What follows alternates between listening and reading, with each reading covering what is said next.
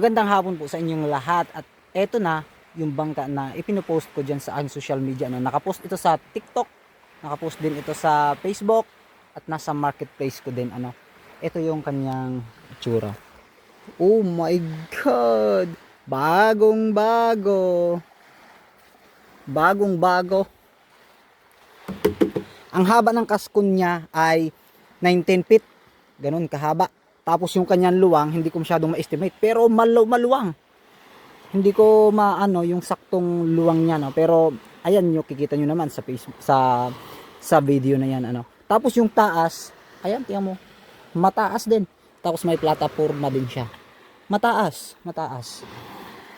Ang bangkang ito ay bagong bago. Halos kung bibilahin, ito ay nakatatlong gamit pa lang. Kanina ginamit ko siya. Pumunta akong Pinamalayan and then balikan ako. Ito ginamit ko siya. Napakaganda tumakbo. Bagong bago talaga. Ayan Dito pa lang sa kasko niya, makikita mo na talagang bago. Dahil dito.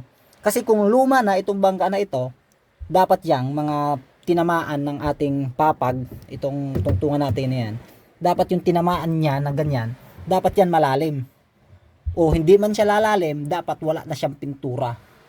Ay, kita nyo naman Paukinis yung papag niyan, ayan, hindi ko pa siya nahugasan. Ang kasko nga pala nito ay antipolo, para at least nalalaman nyo, antipolo po yung kanyang kasko, at saka yung tigas talaga ng antipolo yan.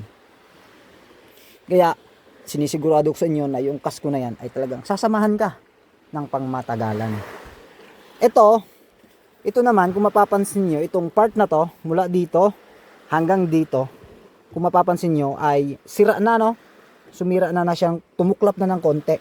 Pero dito, ay hindi. Kasi nga po ito, additional lang po ito. Dinagdag lang po ito dito para matakpan lang yung battery ng starter na yan. So, ito talaga ay wala dito. And then ngayon, ihinabo lang, dinagdag lang. Tapos, ang nailagay na plywood ay hindi yung original na marine. Kung bakit ganyan yung itsura niya. Okay po. Kaya ito ay pwedeng tanggalin ito.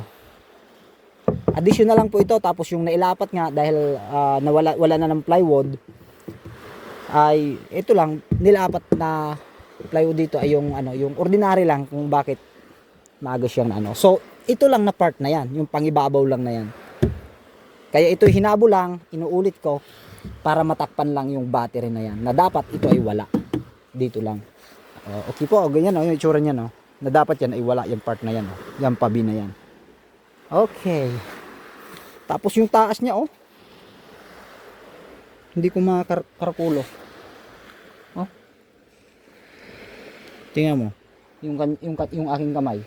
Halos hanggang kilikili ko yung taas. Mula doon. Mataas. Tapos tingnan mo ang buka. Wow. Tapos punta tayo dito sa likod sa makina. Ito naman, ito yung takip ng makina. Yan, isa, dalawa. Tapos yung isa naman, yun papag yun sa likod. Pagdating naman dito sa loob, eto na. Nandito na yung kanyang kalaparan ng kanyang buka. Sobrang buka, sobrang luwang ng makina. Itong makina na to is 20 HP. Bago yan, with starter.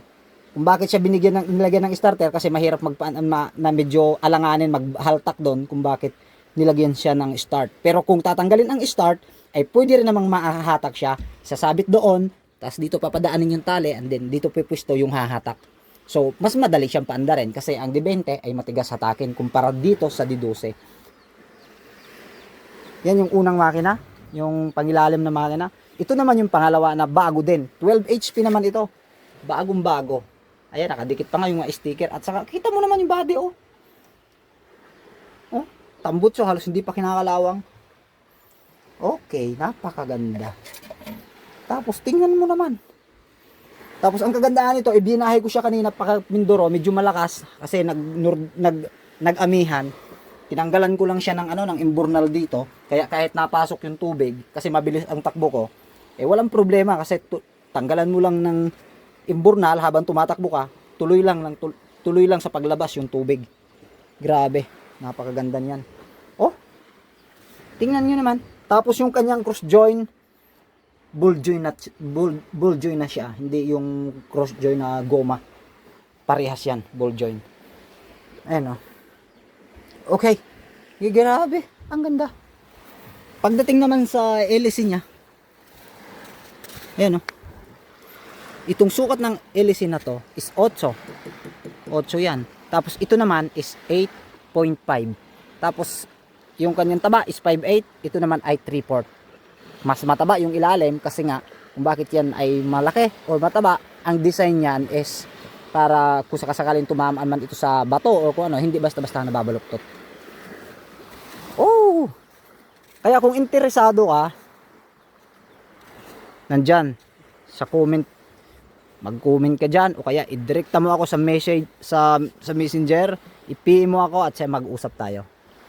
Napakaganda. Kanina tinitingnan ko yung top speed ko kanina, maalon kanina eh, tapos ang dami ko pang karga, pumapalo siya ng 18 to 19 knots. Malakas pa yon ha.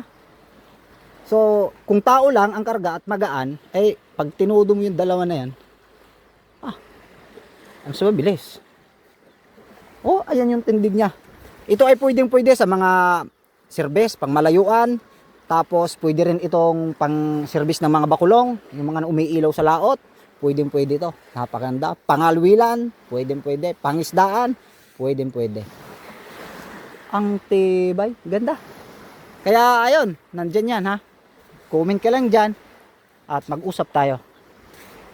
Nga pala, mabanggit ko lang na ito ay pag kung sakasakaling nagustuhan mo to, pumunta ka lang dito sa Sibale, dito sa lugar namin. Nakatag yung location dyan, Concepcion Romblon, Sibale. Malapit lang po kami sa Pinamalayan, Oriental, Mindoro. Pag pumunta ka dito, i-test mo muna, and then saka mo ko bayaran.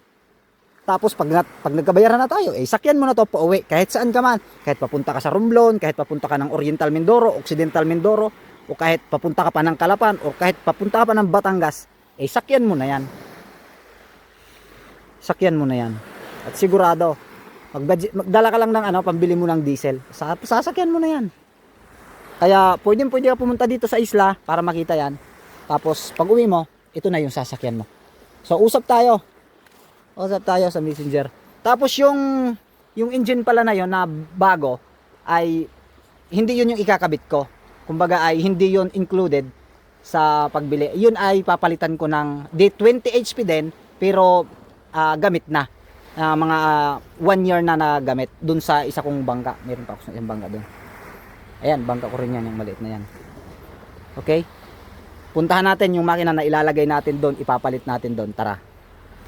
Ayan, ito yung isa kong bangka na yung ginagamit ko talaga pang isdaan, panghabol ng skipjack, panghawilan, ganyan, jigging, ganyan.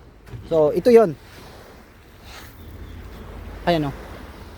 Mas maiksi-iksi ng konti ito. Maliit naman ito kaysa doon. Single engine lang to. Na ang kanyang makina ay D20 din. D20. Ayan o, yung kanyang papag. Maluwag din yan. Ito yung makina na ilalagay ko doon sa isa. Na ipapalit. Ayan. 20 HP po yan. 20 HP. 20 HP. Ayan yung ilalagay ko doon sa panguna.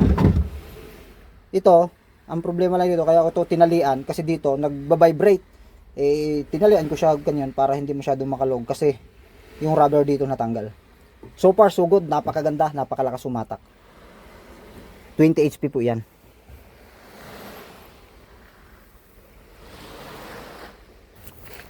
Okay, sana po ay kung mayroong magka-interest dyan, anytime nyo akong i-contact, mag-uusap tayo. Ito, yan sa akin yan. Ito yung bangka ko na disagwan. Ito sa father ko.